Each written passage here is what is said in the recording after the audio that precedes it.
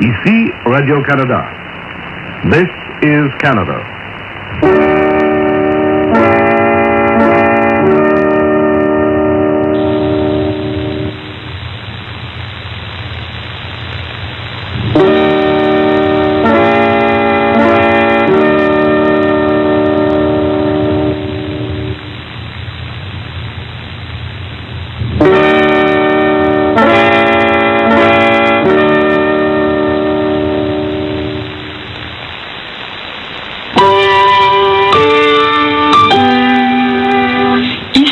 Radio-Canada, this is Canada.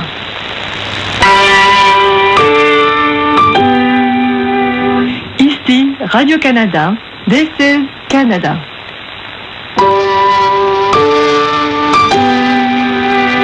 Ici Radio-Canada, this is Canada. Hello, radio listeners and film viewers. You are about to participate in a long-distance simulcast. Some of you are sitting in a cinema or screening room right now, while others among you, far away in another part of the world, are perhaps sitting at home or driving in your car, listening to this on the radio at this very moment. You have showed up to see, or tuned in to listen to, Spectres of Shortwave, Ombre des Ondes Coupes. This is both a film and a radio documentary about the Radio-Canada International Shortwave Transmission Site. For those of you in the cinema right now, you may note that you will not see any faces or people talking in this film. Remember, this is a film about radio, so you are essentially listening to a radio documentary, which is accompanied by images of the RCI transmission site from which so many programs were once broadcast. For those of you tuning in and listening on the radio, you will note that while the first hour and a half are filled with stories, the last half hour has no human voices at all. The soundscape you will hear is a composition that was built from recordings that I made by placing contact microphones on the RCI radio when the site was inactive. Contact microphones turn tactile vibrations of the things they touch into sound. Each tower has its own vibration and its own sounds. Throughout the entire film and radio piece, you will hear these contact microphone recordings in the soundtrack. Sometimes they will be mechanical sounds of loose wires or bolts banging on metal. Other times, they will be more subtle drones and hums. These are the voices of the towers. In the last half hour of the piece, there are no more human voices, while the site is slowly demolished in winter. In this final section, all of the drones you hear are recordings of the towers, and each time a tower falls on the frozen marsh, its recording, or its voice, is first amplified like a dying breath, and then removed from the soundtrack completely. One by one, the drones of the towers will be removed, until you can only hear the single sound of the last one standing. If you are in a cinema or screening room right now, know that there are people very far away in another part of the world listening to the same thing you are, but doing so from their home or their car and picturing the images in the cinema of their mind's eye. For those of you tuning in on the radio, know that there are people gathered together in a large room far away on another part of the planet, having a very different experience of the same thing at the same time. And so relax, and for the next 2 hours, I wish you a good simulcast. May the projection be bright, and may your reception be clear.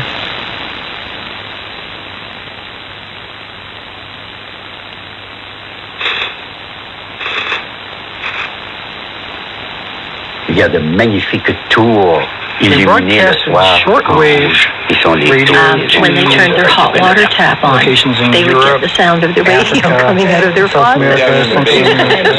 Which I think is amazing. The sounds were not necessarily clear, but they were clearly voices. The fridges singing. Les canaux d'irrigation que les Acadiens construisent. I can tell you that some of the supply voltages are on the order of 14,000 volts. You're not used to getting When I told him that I was dreaming of the language that I didn't know. Les ondes courtes de Radio-Canada couvrent la moitié du globe. And here I am on the other side of the world.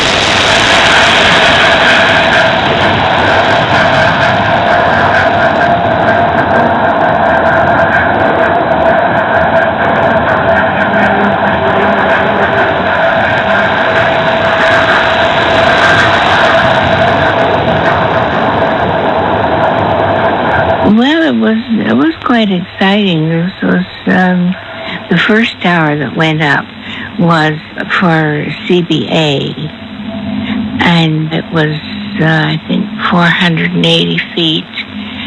They broadcast almost all over the world.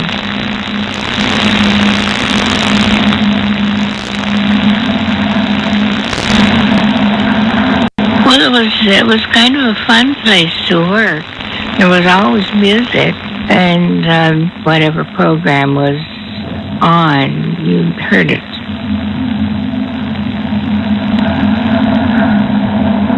I'm 98 years old. I went to work for the CBC in 1946, and I married one of the operators in 1950.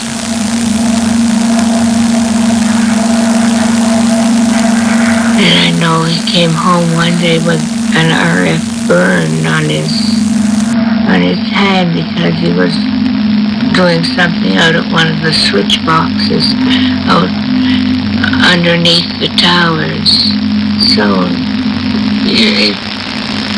it was hazardous.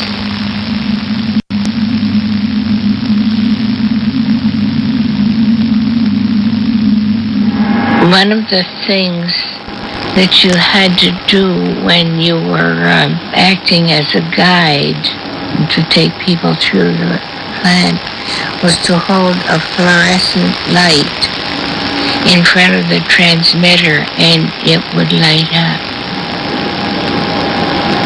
So it just went to show what the radiation was.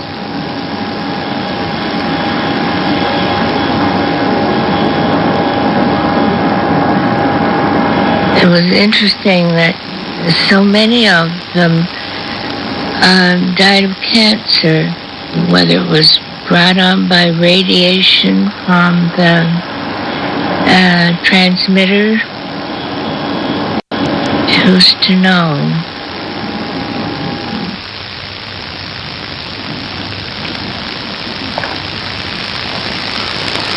There was a farm opposite the radio station, and I often wondered how these people,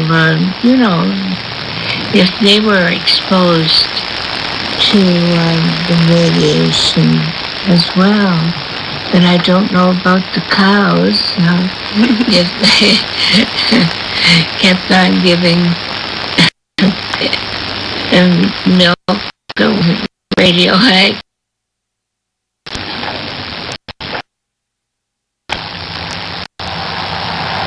The site at Sackville was chosen because of the ground characteristics for shortwave broadcast. The salt marsh created an excellent place to broadcast from, and we broadcast to a number of locations around the world.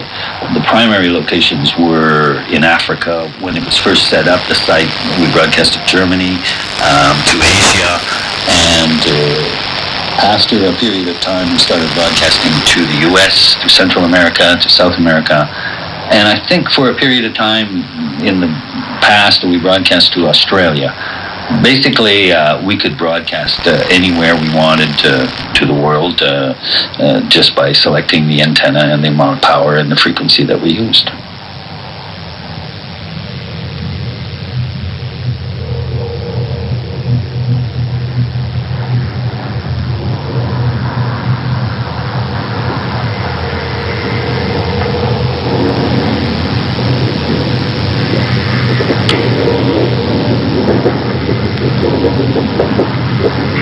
I lived in Kuala Lumpur for a year, and Kuala Lumpur is exactly on the opposite side of the world from where I was living at the time, which was in Calgary.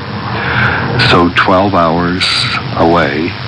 So when I would get up 6 o'clock in the morning in Kuala Lumpur, turn on my shortwave radio to CBC, and here's my old friend Bob Oxley reading the 6 p.m. news, 6 a.m. for me in South Asia, 6 p.m. in Canada, and the marvel of feeling that I was there on the other side of the world, and I had a strange feeling of, I got my arms around this world. I know what things are going on here, and there was just a sense of some amazing connection with CBC back to Canada, and with the marvel of being so far away and yet feeling so close to what was still going on here. I just get a little warm spot in my chest as I think of that experience in that time. Mais c'est surtout les nouvelles internationales, hein, c'est les nouvelles du Canada à travers le monde. Pour montrer aux auditeurs qu'est-ce qui se passe au Canada, quelle sorte de culture